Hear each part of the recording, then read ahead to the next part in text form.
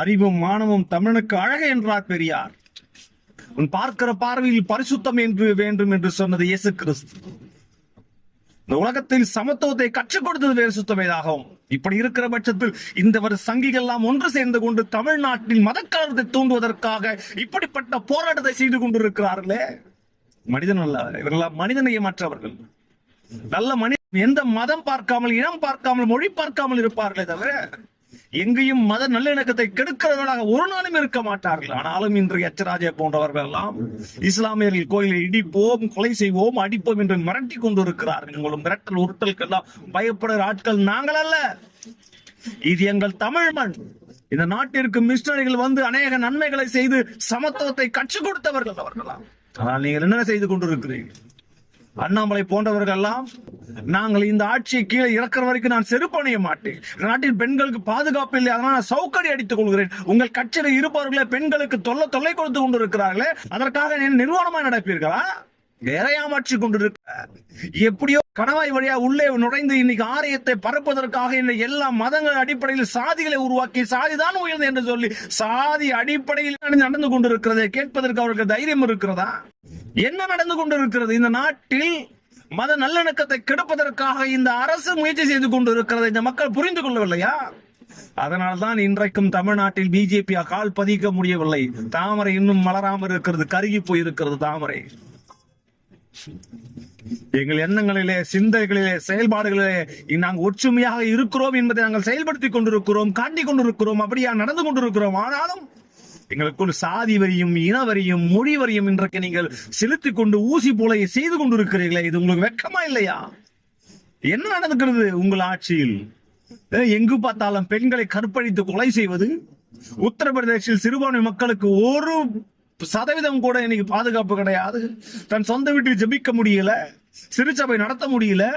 கொதிக்கிற சாம்பாரை எடுத்து நீங்க மேலே ஊற்றுகிறீர்கள், இல்ல அவர்கள் அடித்து கொலை செய்து கொண்டிருக்கிறீர்கள். இப்படிப்பட்ட ஒரு மோசமான நிலைமை பல மாநிலங்கள் நடந்து கொண்டிருக்கிறது. கட்டாய மதமாற்ற சட்டம் கொண்டு வருகிறீர்கள். யார் கட்டாய மதமாற்றம் செய்கிறார்கள்? 6 அறிவுள்ள ஒருவரையும் கட்டாய மதமாற்றம் செய்ய முடியாது. உங்களுடைய பிஜேபி தலைவரிடத்தில் கேட்டு பாருங்கள், நீங்கள் எல்லாம் எந்த பள்ளியில் படித்தீர்கள் என்று சொல்லி. அவர்கள் கேட்டு பாருங்கள், ஆர்எஸ்எஸ் தலைவர்கள் கேட்டு பாருங்கள், நீங்கள் எல்லாம் எந்த பள்ளியில் படித்தீர்கள் என்று சொல்லி. உங்கள் பிள்ளைகளை எந்த பள்ளியில் நீங்கள் படிக்க வைத்தீர்கள் என்று கேட்டு பாருங்கள். 100 ஆண்டுகளுக்கு முன்பு எங்கேயா பள்ளி இருந்தது? குலக்கல்வி முறைதான் இருந்தது. இல்ல, நீங்கள் படித்தால் உன் காதல் ஈயத்தை காய்த்து ஊற்று என்றுதான சனாதன தர்மம் சொல்கிறது. இல்ல, இந்துக்களையே பல விதங்களா பிரித்து நீ கீழ் ஜாதி, நீ சூத்திர, நீ உயர் ஜாதி என்று சொல்லி பிரித்து வைத்திருக்கிறதே. இது எந்த விதத்தில் நியாயம்? இது எந்த விதத்தில் நியாயம் என்று நான் கேட்கிறேன். இது மனித உரிமை மீறல் அல்லவா?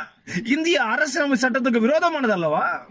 இன்றைக்கும் நீங்கள் இந்திய அரசியலமைப்பு சட்டத்தை மாற்றி இன்றைக்கு நாட்டை சீர்குலை செய்து கொண்டிருக்கிறீர்களே. உங்களுக்கு சாதகமான சட்டங்களை நீங்களே ஏற்றுக் கொண்டிருக்கிறீர்களே. இது நியாயமா? இது சரியாக இருக்குமா? இது யார் ஏற்றுக்கொள்ள முடியும்? இந்த நாட்டில் மிகப்பெரிய கலவரத்தை செய்வதற்காக நீங்கள் முயற்சி செய்து கொண்டிருக்கிறீர்கள் என்பதை நாங்கள் தெரிந்து கொள்ளவில்லையா? எல்லாம் அறிந்தும் தெரிந்தும் நாங்கள் ஏன் அமைதியாக இருக்கிறோம்? நிச்சயம் ஒரு நாள் உங்களை இந்த நாட்டை விட்டு துரத்துவோம். தமிழ் மக்கள் சாதாரணவர்கள் கிடையாது. அவர்கள் தமிழர்கள், பரம்பரையாக பூர்வக்குடி மக்களாக இந்த நாட்டில் இருந்தவர்கள். நீங்கள் எல்லாம் எங்கோ களவாய் வழியாய் ஓடி வந்த நீங்கள் எல்லாம் எங்களை கேள்வி கேட்கிறீர்களா? நீங்கள் யார்? எங்களை இந்த நாட்டில் வாழக்கூடாது என்று சொல்வதற்கு உங்களுக்கு என்ன தகுதி இருக்கிறது? இஸ்லாமியர்களும் கிறிஸ்தவர்களும் இஸ்லாமியருடைய பங்கு என்ன தெரியுமா? இந்த சுதந்திர போராட்டத்தில் மிகப்பெரிய பங்கு வகித்தவர்கள் அவர்கள் எல்லாம். இந்த நாட்டிற்காக மிகப்பெரிய உழைத்தவர்கள், தன் உயிரியை துச்சமாய் தூக்கி போட்டவர்கள், குடும்பத்தை பார்க்காமல் இந்த நாட்டுக்காக உழைத்தவர்கள் இஸ்லாமியர்கள். அவர்கள் நீங்கள் என்ன சொல்லுகிறீர்கள்? இந்த நாட்டை விட்டு வெளியேறு. யார் இது? நீங்கள் யார்? நீங்க இந்த நாட்டினுடைய பூர்வீக குடிமக்களா? நாங்கள் தான் இந்த நாட்டினுடைய பூர்வீக குடிமக்கள். இந்த நாட்டில் நாங்கள் தான் ஆதி காலத்தில் வாழ்ந்து கொண்டிருக்கிறோம். நீங்களா பாதியில வந்தவர்கள் கேள்வி கேட்டுக் கொண்டிருக்கிறீர்களா? இந்த நாட்டை சீரழிப்பதற்காக நீங்கள் செயல்பட்டுக் கொண்டிருக்கிறீர்கள். இந்தியாவை, மதசார்பற்ற ஒரு இந்தியாவை நீங்கள் இந்து நாடாக மாற்ற வேண்டும் என்ற முயற்சியில் இருக்கிறீர்கள். அது தமிழ்நாட்டில் ஒரு நாளும் நடக்காது, நடக்கவே நடக்காது. தாமரை தமிழ்நாட்டில் ஒரு நாளும் மலராது என்பதை நீங்கள் புரிந்து கொள்ளுங்கள். நீங்கள் எல்லாம் இந்த நாட்டில் மிகப்பெரிய விஷக்கிருமிகள், நீங்களாம் அழிக்கப்பட வேண்டியவர்கள். உங்களால் இந்த நாட்டில் மத நல்லிணக்கம் கெட்டு போகிறது, சாதி அடிப்படையில் பிரிவினை வருகிறது, தேசத்தின் அடிப்படையில் பிரிவினை வருகிறது, மாநிலங்கள் அடிப்படையில் பிரிவினை உண்டு பண்ணி கொண்டிருக்கிற விஷக்கிருமிகள் நீங்கள் எல்லாம் நெசுக்கப்பட வேண்டும்.